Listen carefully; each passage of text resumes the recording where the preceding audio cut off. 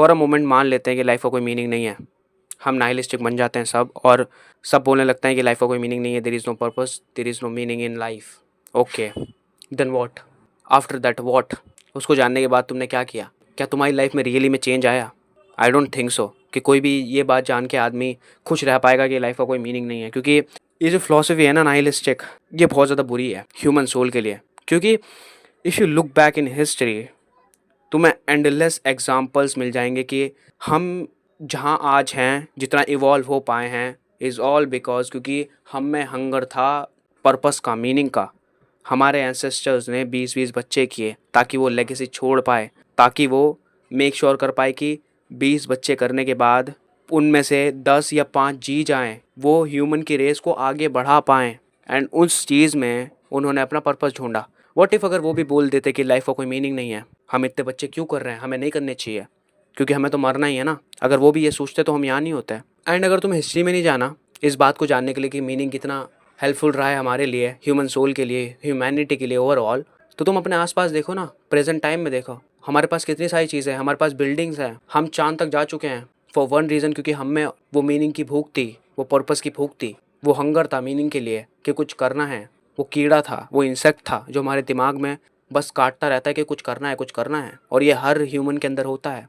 And अगर तुम उस ह्यूमन को ये बोल दो कि लाइफ का कोई मीनिंग नहीं है, लाइफ का कोई पर्पस नहीं है, आई थिंक तुम उसको जानबूझ के डिप्रेस्ड कर रहे हो, तुम उसको जानबूझ के इल बना रहे हो। एंड आई डोंट नो कितने लोगों की लाइफ चेंज होती होगी इस चीज़ से कि लाइफ का कोई मीनिंग नहीं है और लाइफ नाइलिस्टिक है, और इस फिलॉसफी से आई डोंट नो, क्योंकि इस जैसी फिलॉसफी से लाइफ बर्बाद हो सकती है बस। क्योंकि जब मैं हिस्ट्री को देखता हूँ और ओवरऑल अपने आसपास देखता हूँ तो मैं एक चीज़ देखता हूँ कि मीनिंग और पर्पस ही दो चीज़ रही हैं जो ह्यूमंस को लाइक एक मायने में आगे बढ़ने पे पुश की है। कोई भी आगे नहीं बढ़ता अगर लाइफ में मीनिंग नहीं होता, और लोग डिलिबरेटली अपनी लाइफ में मीनिंग पर्पस ऐड नहीं करते, हम मिजरेबल होते हैं।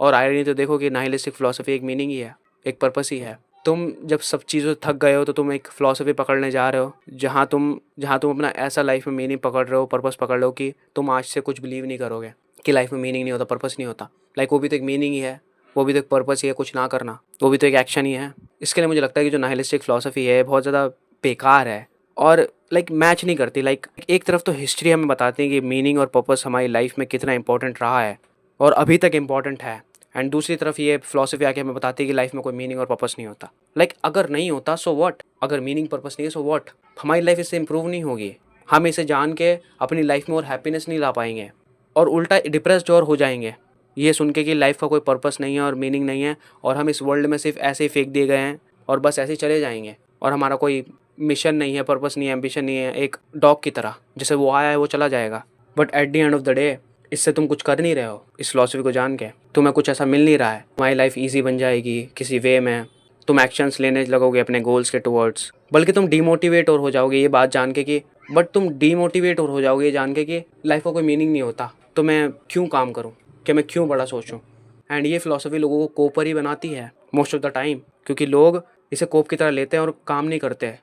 एंड यही मेरा यहाँ आर्ग्यूमेंट है कि फ़िलॉसफी तुम्हें नाइलिस्टिक कोपर बनाती है, जहाँ तुम अगर कुछ करना भी चाहो तो तुम उस चीज़ को ऐसे देखते हो कि ओके अगर मैं पैसे कमा रहा हूँ या मैं बिज़नेस स्टार्ट भी करूँगा या कर रहा हूँ तो मैं क्यों कर रहा हूँ, क्योंकि एक दिन मुझे जाना ही है, तो मैं किस चीज़ के लिए करूँ, क्योंकि मैं इस यूनिवर्स में ऐसे ही आ गया हूँ और कुछ करके ना करके क्या फ़ायदा, क्योंकि मैं तो मर ही जाऊँगा ना।